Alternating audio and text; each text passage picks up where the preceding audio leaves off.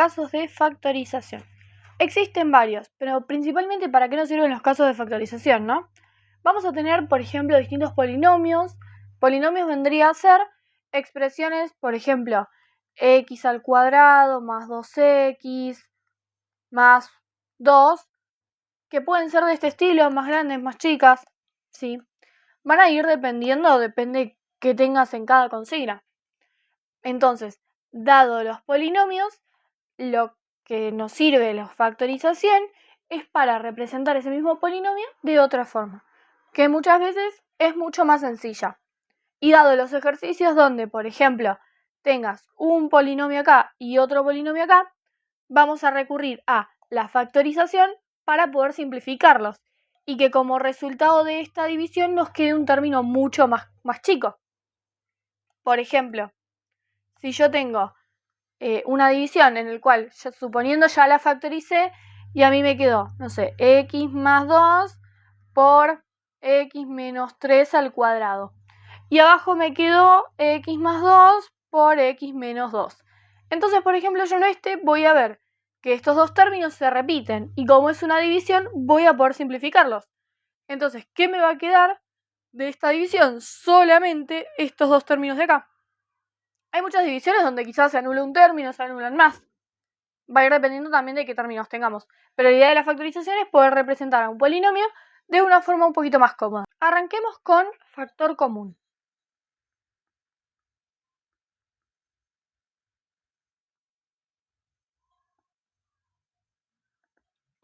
Bien, en el factor común lo que vamos a tratar de hacer es buscar un número o letra que esté en común en todos los términos.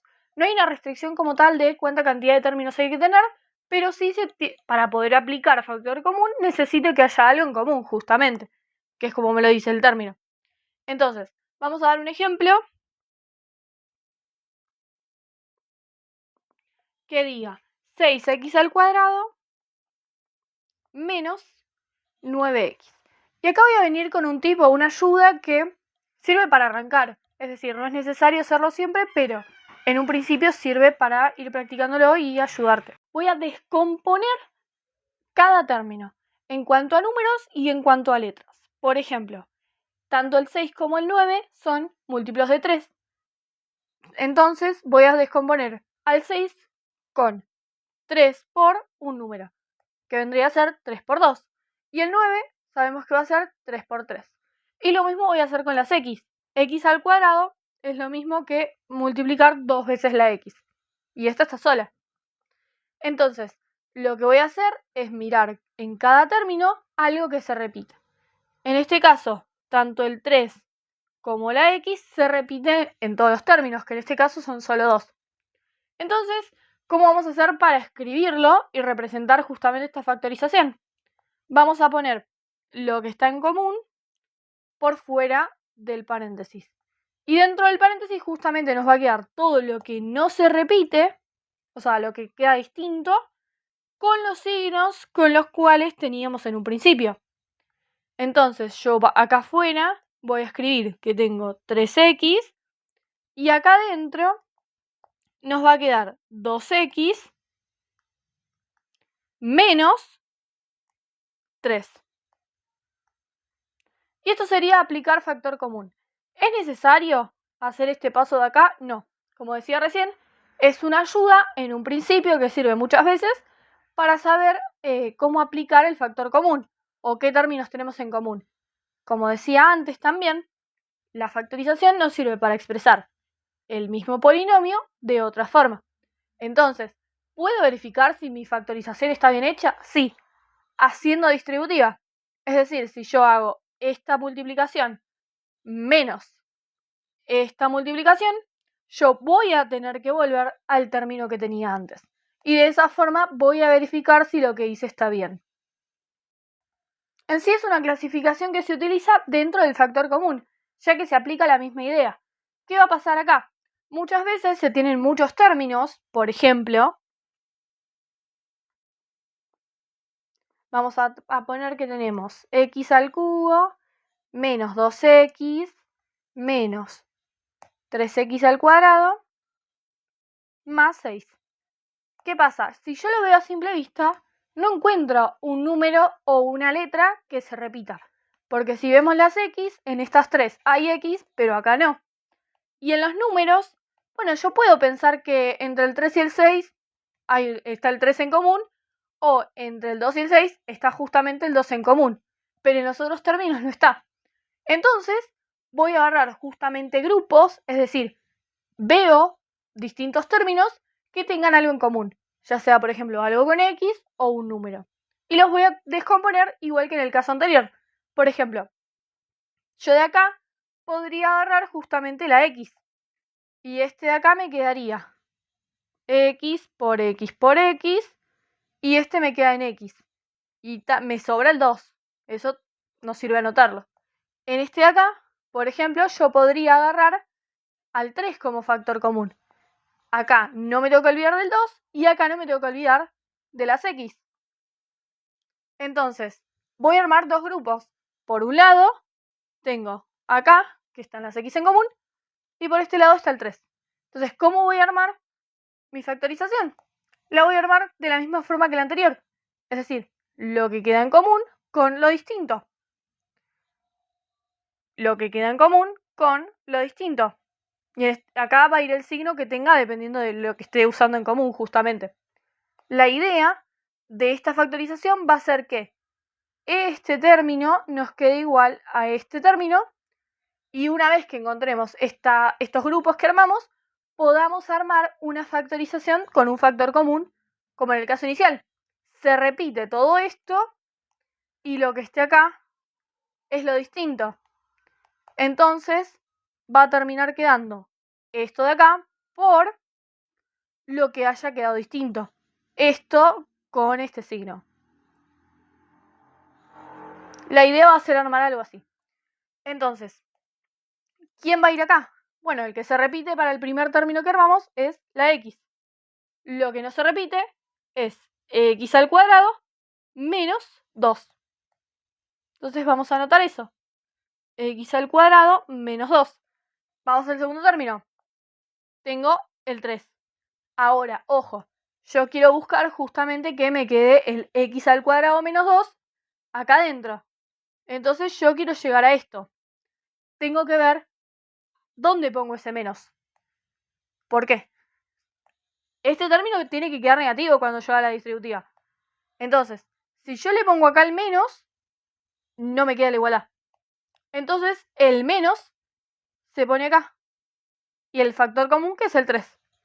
Entonces, ahora sí, volvemos a ver quién queda en común.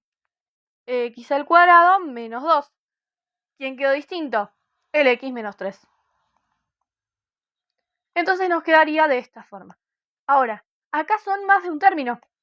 Entonces, si yo no le pongo paréntesis y lo dejo así, se estaría interpretando como que tengo dos términos. Y eso estaría mal, porque no nos va a devolver esto. Entonces, para que nos devuelva esto de acá, no hay que olvidarnos de agregar los paréntesis. Siempre tengo que agregar paréntesis cuando tenga esta multiplicación y sea más de un término. Sigamos con diferencia de cuadrados.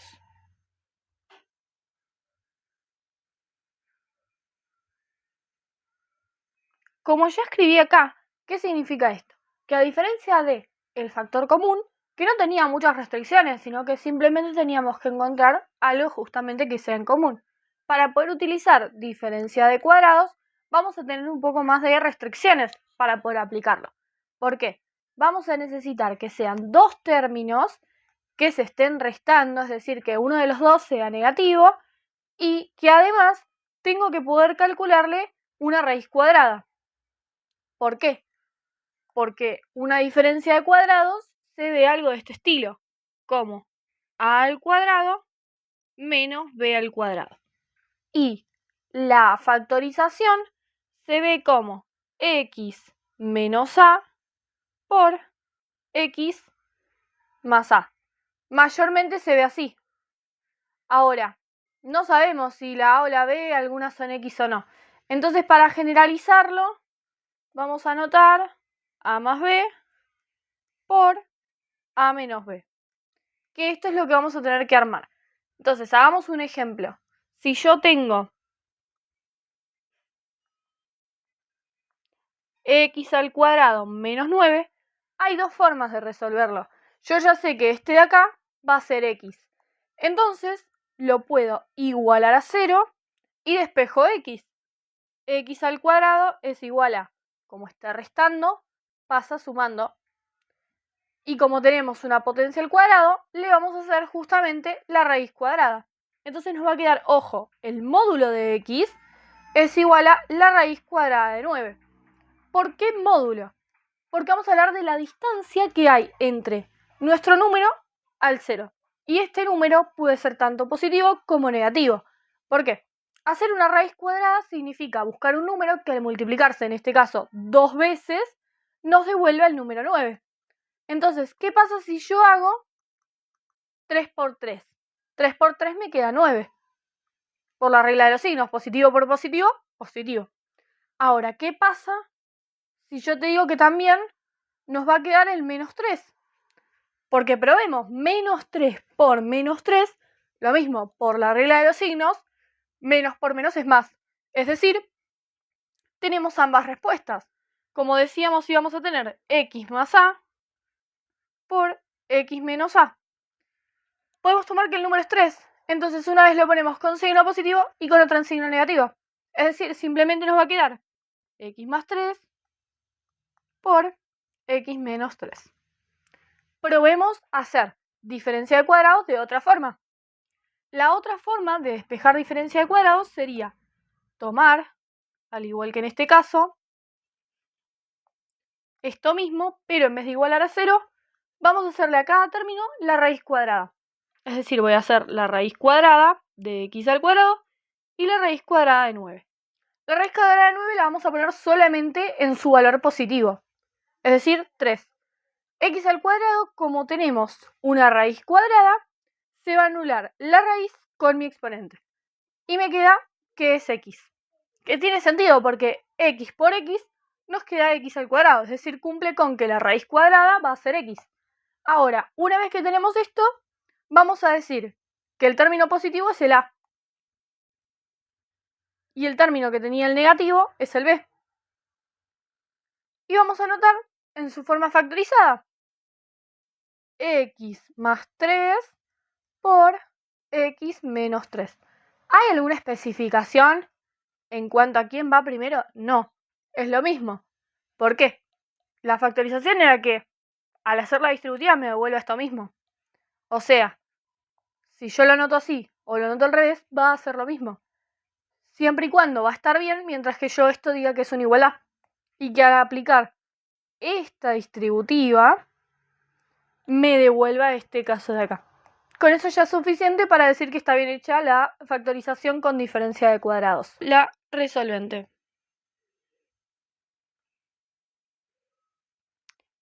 Que también es muy conocida como fórmula Bhaskara.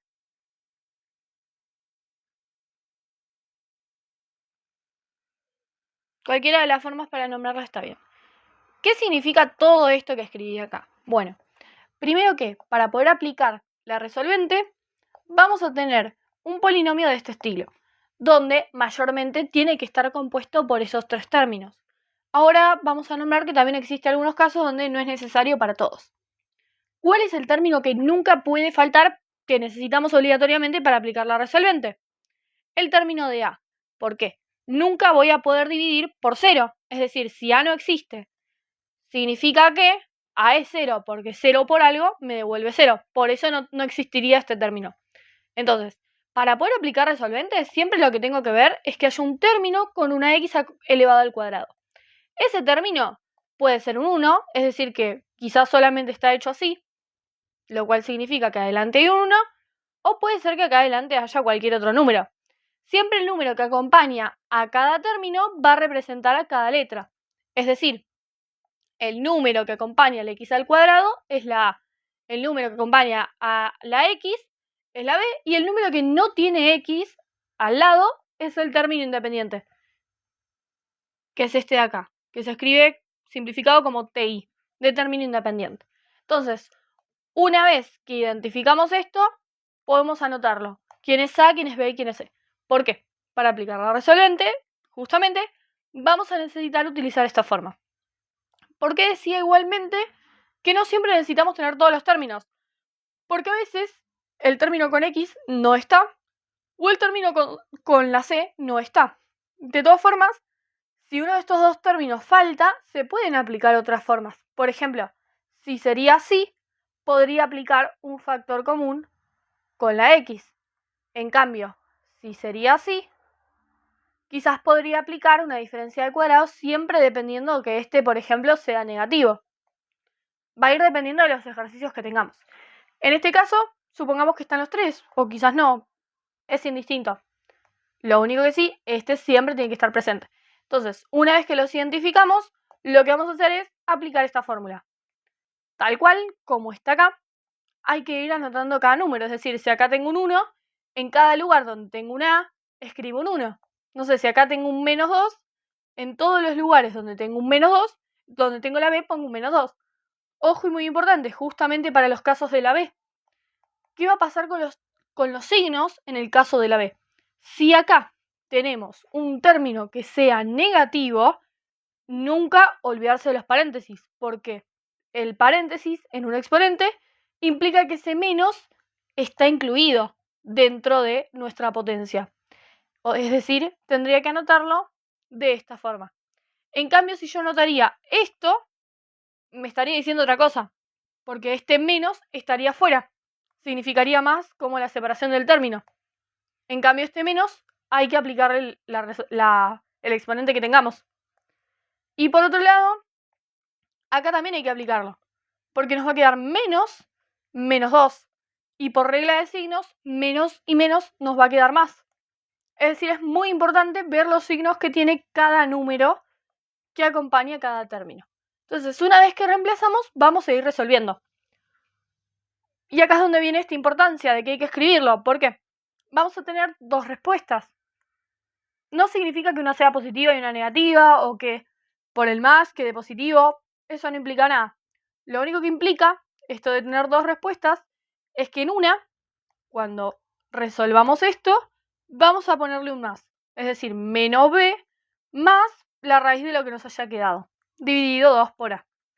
Y en el de abajo va a ser lo mismo, pero va a ser menos b menos la raíz de 2 por a. Esta va a ser nuestra diferencia en la resolución y es de donde van a salir las dos respuestas. Una vez que despejemos esto y que nos queden números, vamos a pasar para este lado y vamos a reemplazar en la factorización. Muy importante siempre anotar el valor de a. Si era menos 5, hay que escribírselo acá adelante. En el único caso en el cual no se suele escribir es cuando el término es un 1. Entonces en ese caso se suele evitar. Más allá de eso, en todos los demás sí se anota. Bien, entonces, lo único que quedaría es terminar de anotar esto. Es decir, la a, y reemplazar acá los valores que nos quedaron. Ojo y muy importante, si acá por ejemplo me quedó, no sé, 2 y menos 1. Este 2 va a hacer que acá se escriba como x menos 2, porque este menos nos cambia el signo.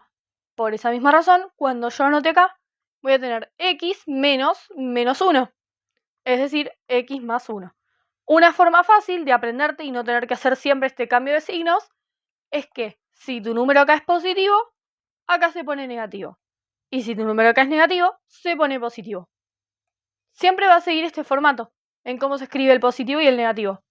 Y por último, dentro de los casos de factorización, vamos a tener a Ruffini.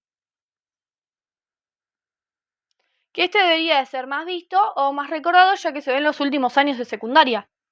Entonces, ¿qué significa Ruffini? ¿Cuándo lo vamos a usar? En sí, se va a usar cuando no nos sirva ninguno de los casos anteriores.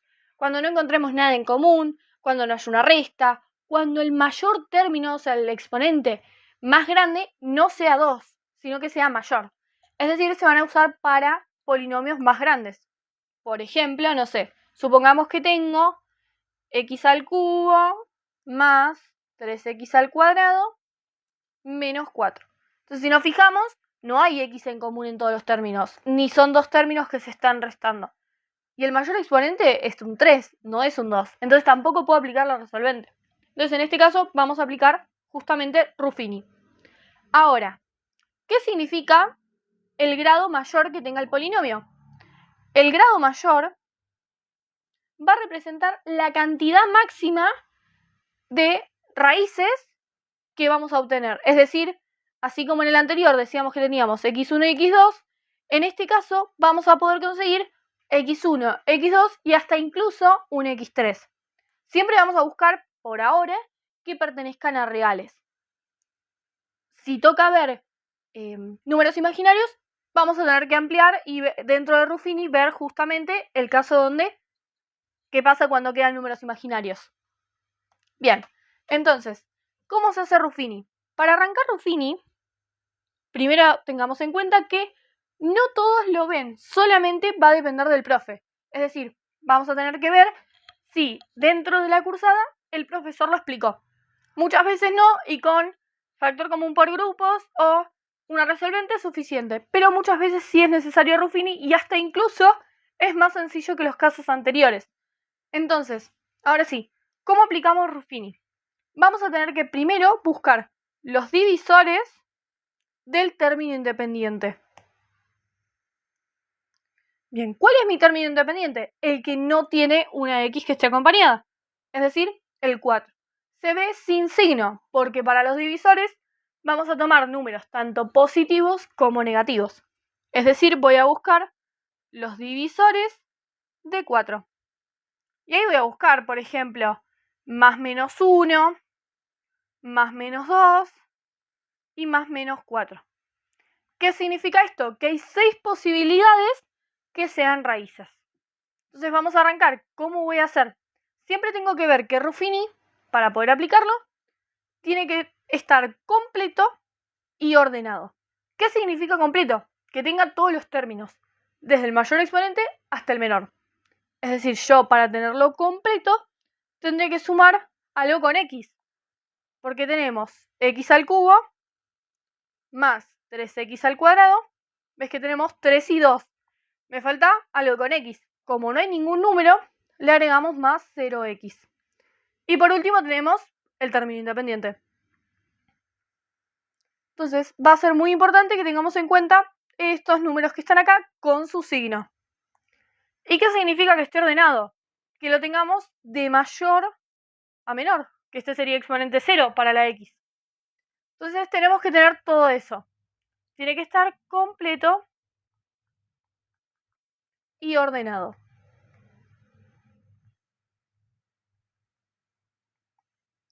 Bien, entonces, una vez que lo tengo completo y ordenado, voy a elegir alguno de los divisores. Se suele arrancar con 1 o con menos 1, porque son los que probablemente den. Entonces, vamos a arrancar. Voy a hacer